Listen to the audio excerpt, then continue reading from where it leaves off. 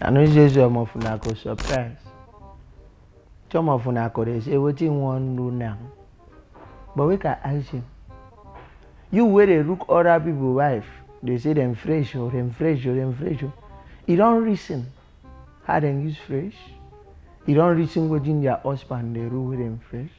Now listen to me. If you want your wife to fresh, put your sperm inside her cream.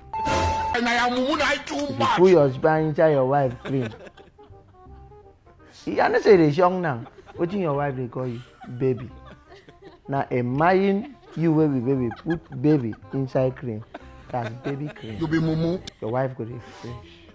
Some of una don't know wetin this sperm wanna carry for body they do. Eh? I hear say some woman, some man say they even sleep with their wife. They need a green release inside.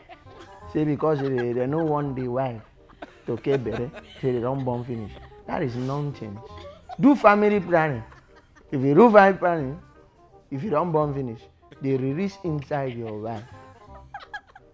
The inner release with the cream outer release, join together. Oh, over fresh. Think say they wise. What if na man wey dey like smoke and drink all the time, wey all the freshness don comot?